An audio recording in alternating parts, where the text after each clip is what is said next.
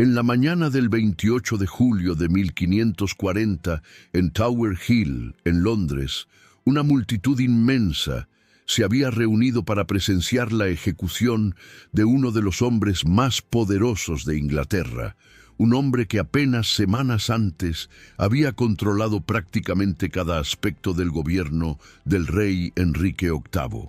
No era un noble de sangre antigua ni un príncipe de la Iglesia, sino algo mucho más notable en la rígida jerarquía de la Inglaterra Tudor. Era hijo de un herrero y cervecero de Putney, un hombre que había ascendido desde orígenes humildes hasta convertirse en el arquitecto principal de la Reforma inglesa. Su nombre era Thomas Cromwell, y durante casi una década había sido la mente más brillante y despiadada al servicio del rey más caprichoso de la historia inglesa, el hombre que había disuelto los monasterios, que había roto con Roma, que había ejecutado a 2 reinas y a innumerables nobles. Pero ahora Cromwell estaba parado en el cadalso, condenado no por crímenes reales, sino por el pecado imperdonable de haber perdido el favor real, y la muerte que le esperaba sería tan brutal y humillante que incluso sus enemigos más encarnizados quedarían horrorizados por lo que presenciarían. Para entender cómo un hombre tan poderoso llegó a este final horrible, debemos retroceder al principio, a los orígenes oscuros que hacían su ascenso aún más extraordinario y su caída aún más dramática. Thomas Cromwell nació alrededor de 1485 en Putney, entonces un pueblo pequeño al suroeste de Londres, hijo de Walter Cromwell, un hombre descrito en registros contemporáneos como herrero, cervecero y ocasionalmente administrador de tierras. Las crónicas contemporáneas, particularmente las escritas por sus enemigos después de su caída, lo describían como hijo de un borracho violento, criado en pobreza cerca de la deshonra, un origen deliberadamente enfatizado para contrastar con su ascenso posterior. La juventud de Cromwell fue turbulenta. Dejó Inglaterra siendo adolescente, probablemente huyendo de problemas con su padre o con la ley, y pasó años como soldado mercenario en Italia, sirviendo en las guerras casi constantes que devastaban la península.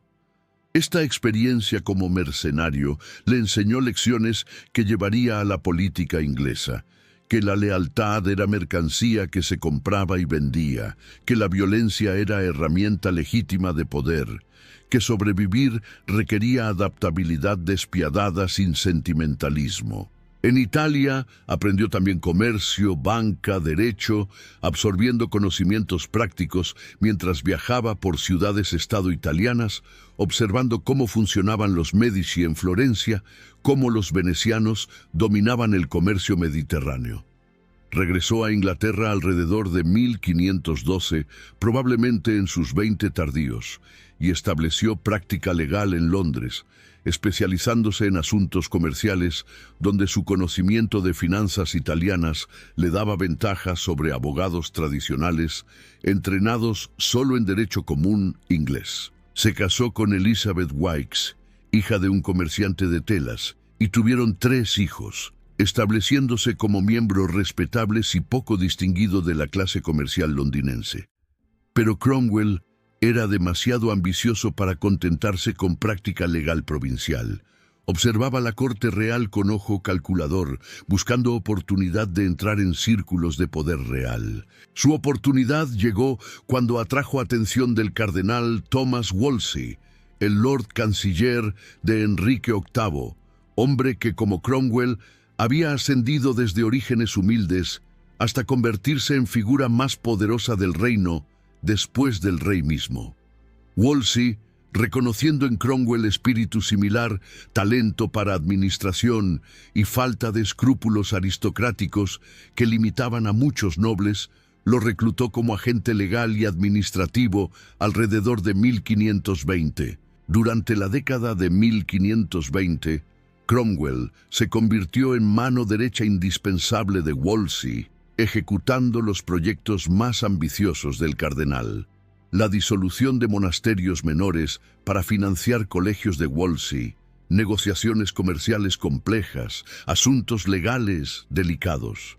Aprendió cómo funcionaba el poder real observando a Wolsey, cómo manipular al rey mediante comprensión de sus deseos y vanidades, cómo construir redes de patronazgo, cómo usar información como arma, pero también observó la caída de Wolsey cuando el cardenal falló en obtener la anulación del matrimonio de Enrique con Catalina de Aragón.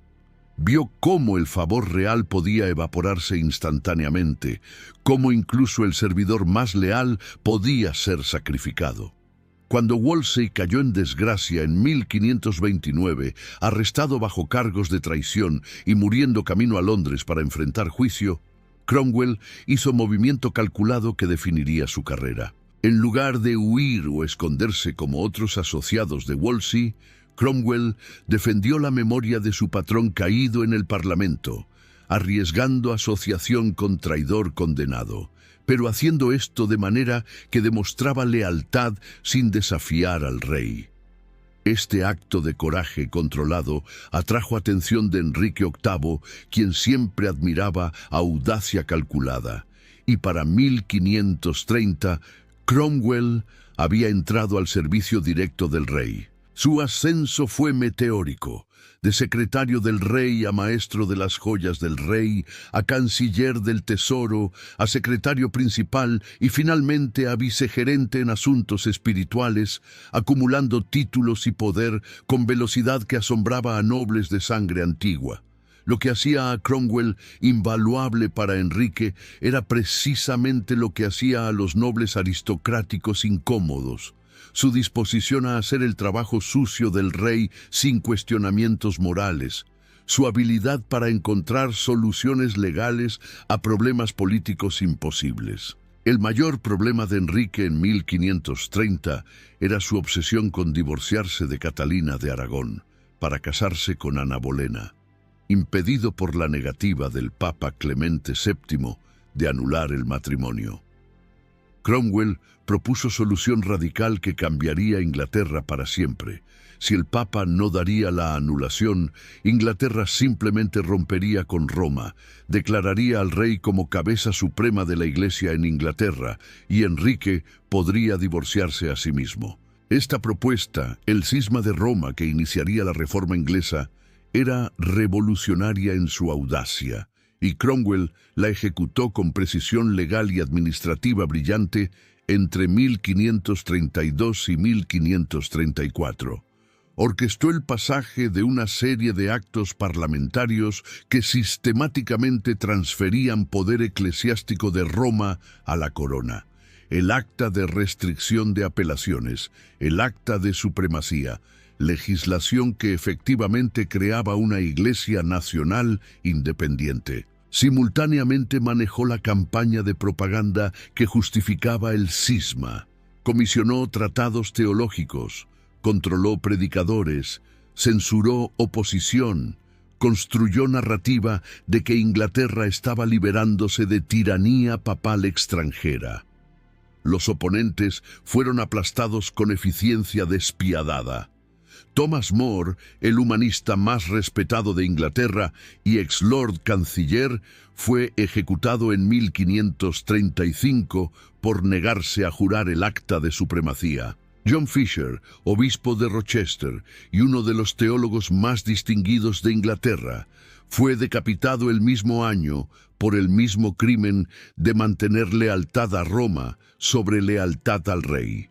Los monjes cartujos que se negaron a aceptar la supremacía real fueron arrastrados a través de las calles de Londres hasta Tyburn, ahorcados hasta casi morir, luego descuartizados vivos, sus órganos internos quemados ante sus ojos antes de que la muerte finalmente llegara. Cromwell supervisó personalmente muchas de estas ejecuciones, no con sadismo aparente, sino con la eficiencia fría de administrador cumpliendo política necesaria. La brutalidad simplemente siendo costo de negocios de la transformación religiosa. Pero su proyecto más ambicioso y lucrativo fue la disolución de los monasterios entre 1536 y 1540. un programa que cerró más de 800 instituciones monásticas en Inglaterra, confiscando sus tierras y tesoros para la corona. Esta fue operación masiva de expropiación que requirió ejército de comisionados enviados a evaluar cada monasterio, documentar sus posesiones, forzar rendición de abades, gestionar transferencia de propiedades. Cromwell dirigió toda la operación con eficiencia que habría impresionado a CEO moderno. Bases de datos de propiedades monásticas, procedimientos estandarizados para disolución, sistemas para vender tierras confiscadas a nobles y comerciantes ansiosos. Los monasterios habían sido instituciones centrales de la vida medieval inglesa durante 500 años. Proporcionaban educación, cuidado de pobres, hospitales, refugio para viajeros, preservaban manuscritos antiguos, eran centros de vida intelectual y espiritual. Su destrucción fue catástrofe cultural cuyo impacto es difícil de exagerar. Bibliotecas de manuscritos irreemplazables fueron quemadas o vendidas como papel de desecho. Edificios magníficos fueron demolidos para materiales de construcción. Comunidades que habían dependido de caridad monástica fueron abandonadas. Pero financieramente fue éxito tremendo para la corona. La venta de tierras monásticas proporcionó millones de libras, salvando a Enrique de bancarrota y financiando sus guerras y extravagancias. Cromwell se enriqueció personalmente también, recibió docenas de propiedades confiscadas, construyó fortuna que lo convirtió en uno de los hombres más ricos de Inglaterra, aunque esto solo aumentaba el resentimiento de nobles que lo veían como advenedizo. Para 1536, Cromwell estaba en cúspide de su poder. Controlaba el gobierno cotidiano de Inglaterra más completamente que cualquier ministro anterior. Enrique dependía de él para todo, desde política exterior hasta administración doméstica. Pero su posición era fundamentalmente vulnerable porque dependía enteramente del favor de un rey notoriamente caprichoso, impredecible, que había demostrado repetidamente su disposición a destruir incluso sus servidores más leales. Y Cromwell había hecho enemigos poderosos durante su ascenso. Los nobles aristocráticos, como el duque de Norfolk, resentían su influencia y sus orígenes bajos. Los conservadores religiosos odiaban la reforma que había implementado. Numerosas familias tenían agravios personales por propiedades confiscadas o parientes ejecutados. Estos enemigos esperaban pacientemente su oportunidad, sabiendo que eventualmente Cromwell cometería error que podrían explotar, que el rey eventualmente se cansaría de él como se había cansado de Wolsey, de More, de Ana Bolena. El error fatal de Cromwell fue involucrarse demasiado personalmente en el cuarto matrimonio del rey. Después de la ejecución de Jane Seymour, quien había muerto en parto, Enrique necesitaba nueva esposa, preferiblemente una que trajera alianza política útil. Cromwell propuso matrimonio con Ana de Cleves, hermana del duque de Cleves, príncipe alemán protestante cuya alianza fortalecería la posición de Inglaterra contra amenaza de invasión católica de Francia y el Sacro Imperio. Cromwell promovió el matrimonio agresivamente. Comisionó retrato de Ana por Hans Holbein, que la hacía parecer atractiva. Aseguró a Enrique que era mujer hermosa y virtuosa, perfecta como reina. Enrique, confiando en el juicio de Cromwell, acordó el matrimonio sin ver personalmente a Ana, un error que resultaría catastrófico cuando finalmente se conocieron en enero de 1540. El rey quedó inmediatamente repelido por Ana, describiéndola como yegua de Flandes, quejándose de su apariencia, su olor, su falta de sofisticación, su incapacidad de hablar inglés adecuadamente. Pero el contrato matrimonial ya estaba firmado. La alianza diplomática establecida y cancelar ahora sería humillación internacional. Así que Enrique procedió con el matrimonio el 6 de enero, resentido y culpando a Cromwell por la situación. El matrimonio fue desastre desde el inicio. Enrique no podía consumarlo, según sus propias admisiones posteriores, porque encontraba a Ana físicamente repulsiva, situación humillante para Rey, obsesionado con su virilidad. Cromwell intentó desesperadamente remediar la situación. Buscó soluciones legales para anular el matrimonio, exploró opciones diplomáticas, pero el daño estaba hecho. Enrique culpaba a su ministro más confiable por haberlo atrapado en matrimonio insoportable. Los enemigos de Cromwell, liderados por el duque de Norfolk y el obispo Gardiner, vieron su oportunidad. Comenzaron a susurrar al rey que Cromwell era hereje secreto, que estaba promoviendo protestantismo radical más allá de lo que Enrique aprobaba, que era traidor. Enrique, ya irritado por el desastre de Ana de Cleves y siempre paranoico sobre traición, comenzó a escuchar estas acusaciones con seriedad creciente. El 10 de junio de 1540, durante reunión del Consejo Privado en Westminster, Cromwell fue arrestado dramáticamente bajo cargos de traición y herejía.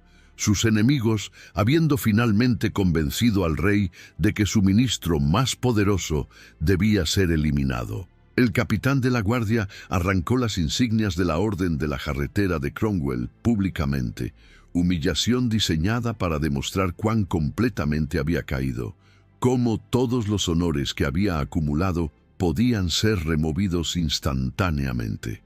Cromwell, aturdido por la velocidad de su caída, intentó apelar directamente a Enrique, pero fue inmediatamente llevado a la Torre de Londres, la fortaleza que había enviado a tantos otros, ahora su propia prisión.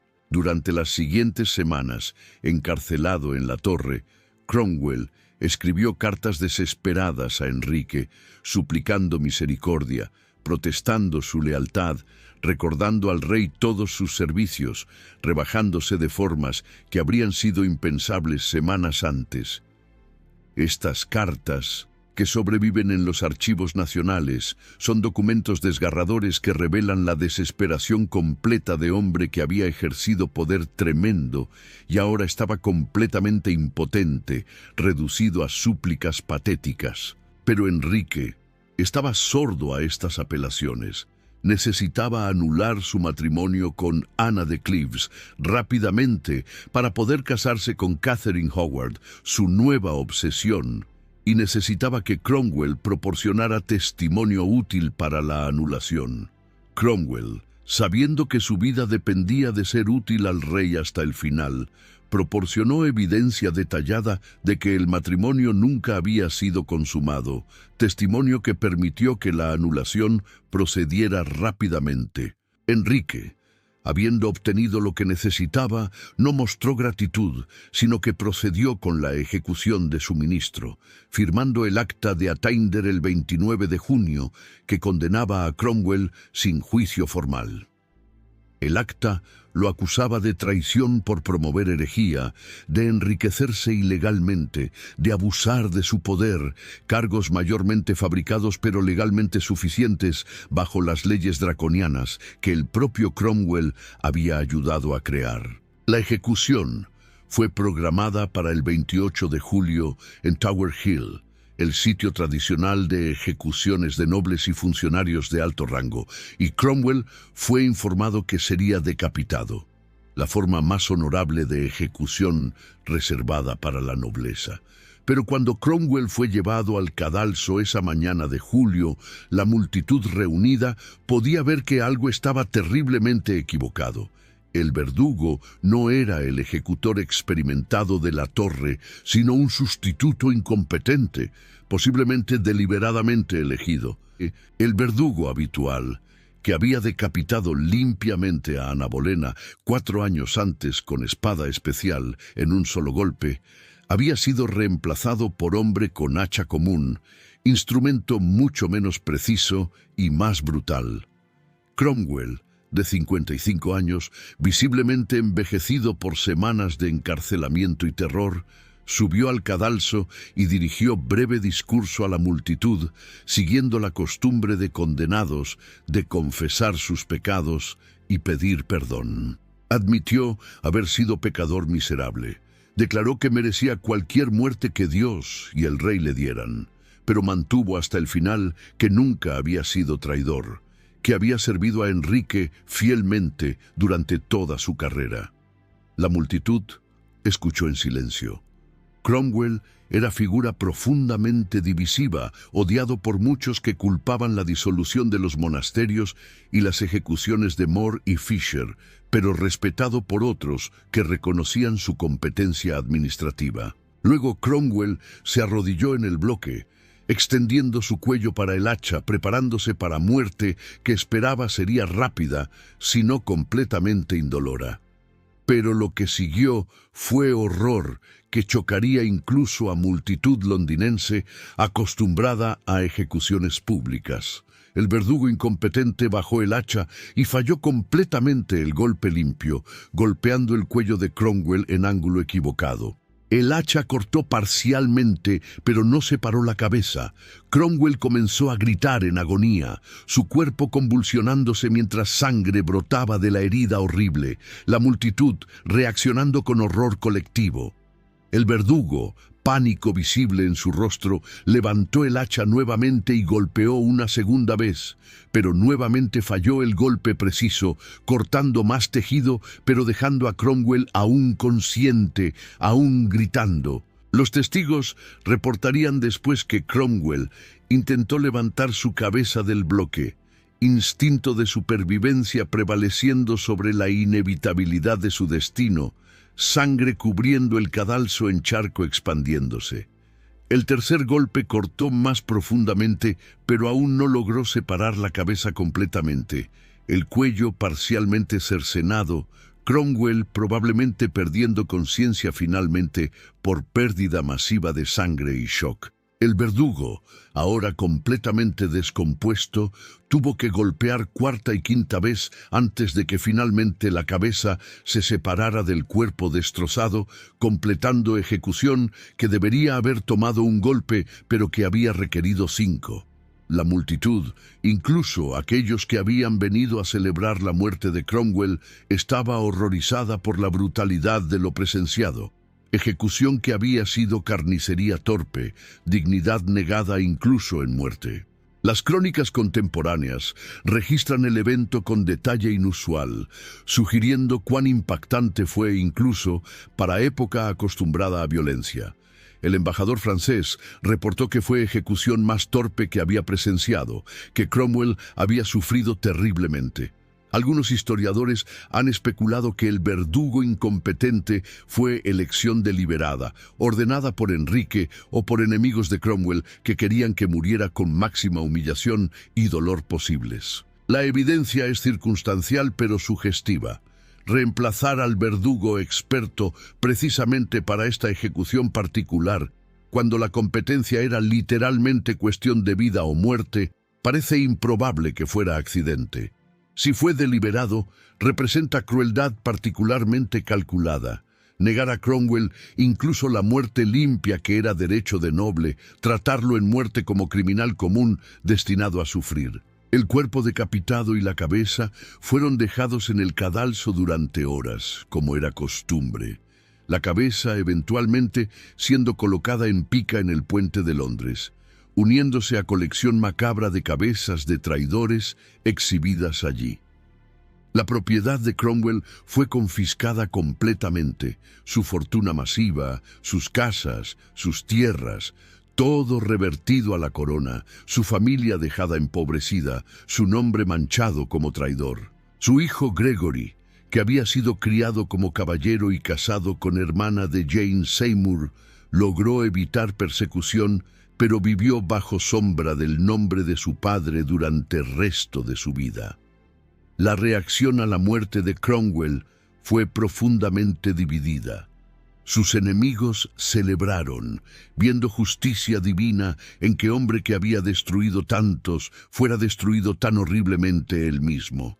Los reformadores protestantes que había protegido lamentaron la pérdida de su patrón más poderoso, temiendo correctamente que su muerte señalaba oscilación hacia conservadurismo religioso.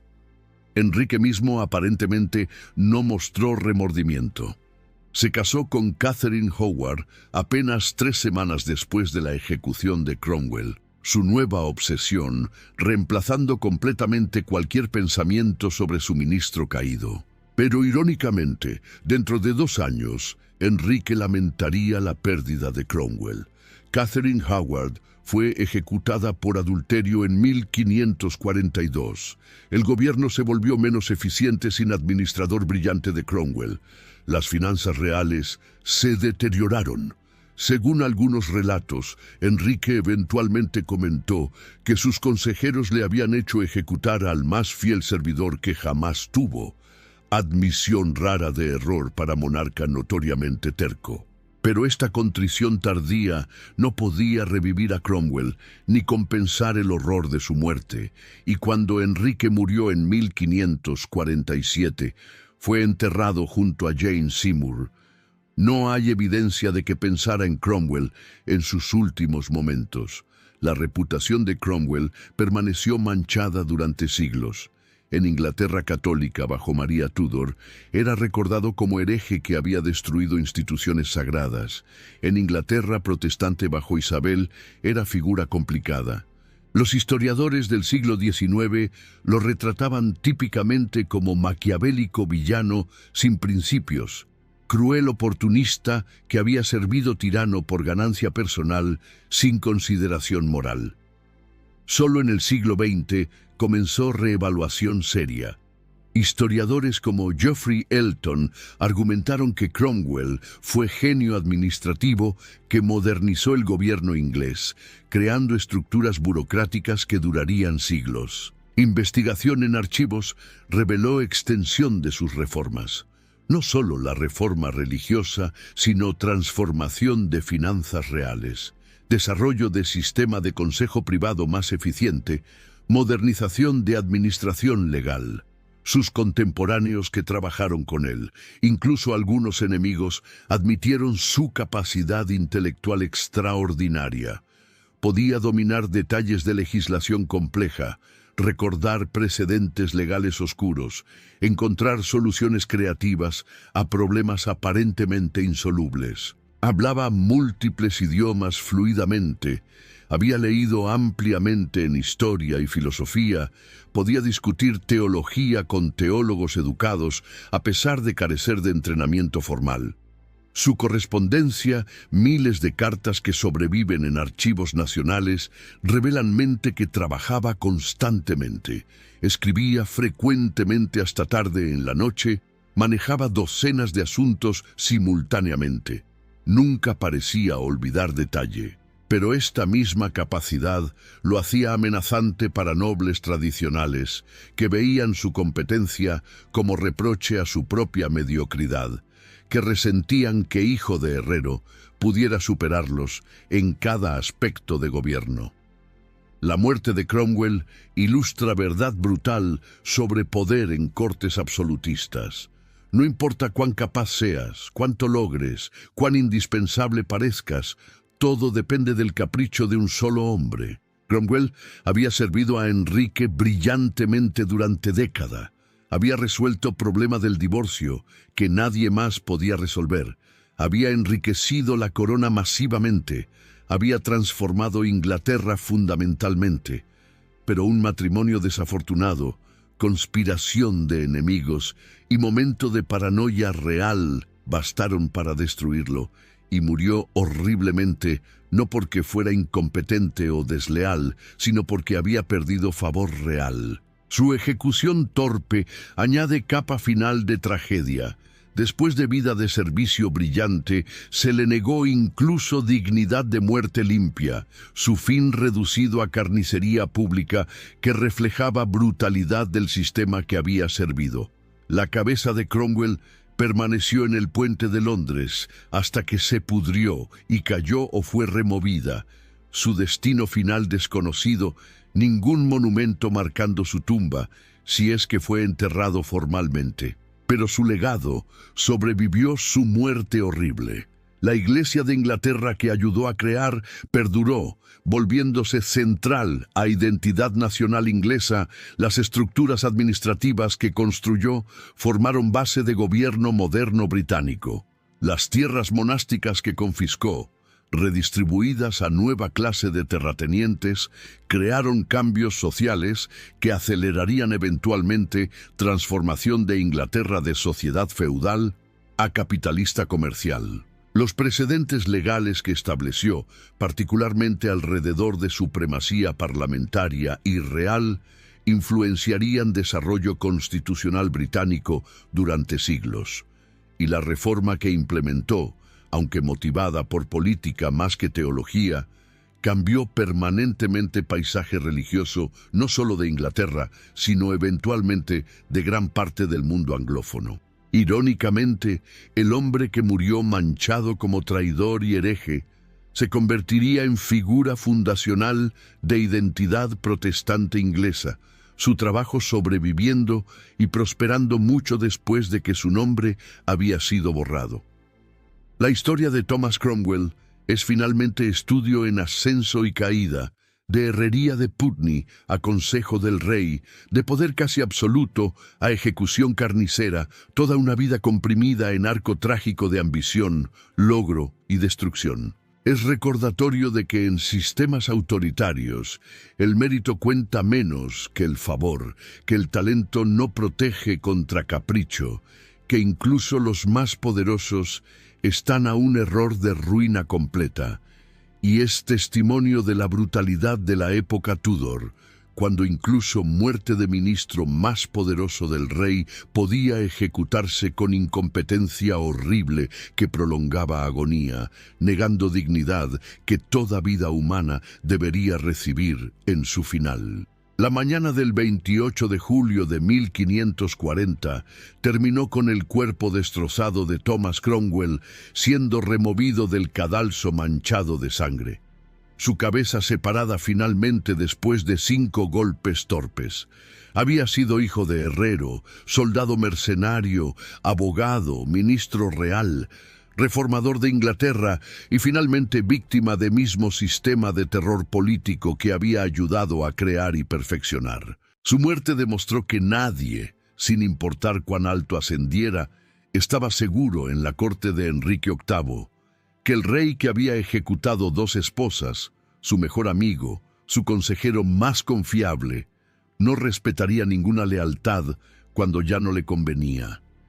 Y el método horrible de su ejecución, deliberado o accidental, aseguró que Thomas Cromwell sería recordado no solo por sus logros extraordinarios, sino por su fin extraordinariamente brutal, muerte que convirtió triunfo de sus enemigos en horror que ningún testigo olvidaría jamás.